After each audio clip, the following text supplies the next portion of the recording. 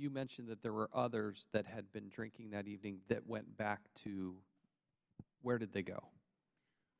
Did they go to the White House or did they go to the Operations Center?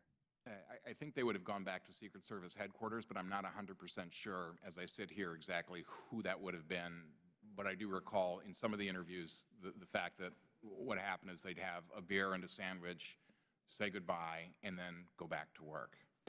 But this incident of this night that we're talking about, some of the people, in addition to Ogilvy and Conley, went back to work, correct? That's my understanding. How many people do you know? I don't have that information.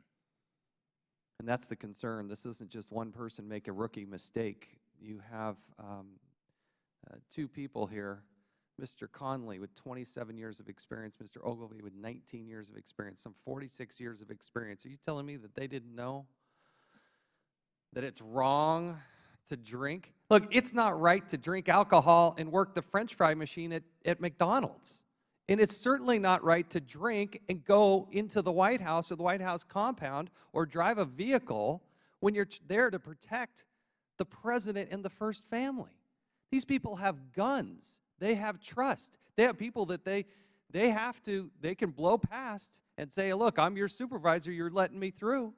And that's what's happening here. And then when you did have that poor officer, you got officers there that are trying to do the right thing, and it is your testimony that these very senior people with badges, guns, and alcohol in their breath told them, oh, I just came from headquarters. They didn't mention that they had come from the bar, did they? No. Was that a lie? It would appear to be that way, yes. So it is a lie. Yes.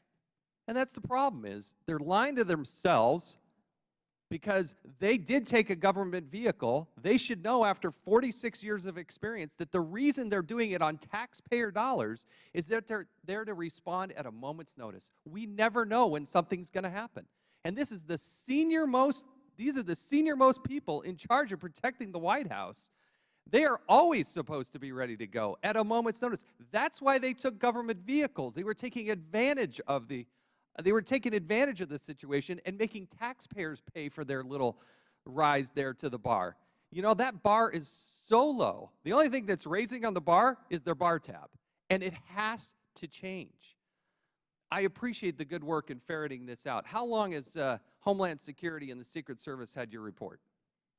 When did they get your first draft? They received my first draft, or this draft, May 6th.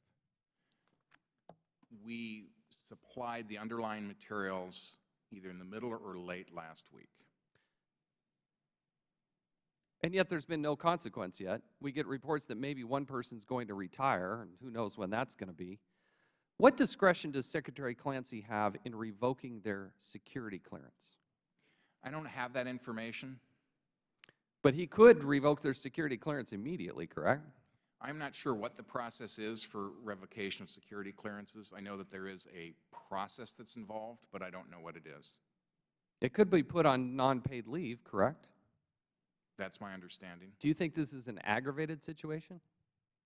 My understanding is that non-paid leave, I don't, unfortunately, Congressman, you're getting into areas of employment law that are simply beyond my competence, and I apologize for that. No, I think that's a fair situation. But as Mr. Russell just aptly pointed out, even if they weren't drunk and they interrupted a potential bomb scene, that's totally unacceptable. If they lied to somebody who also works for the Secret Service, that is unacceptable behavior.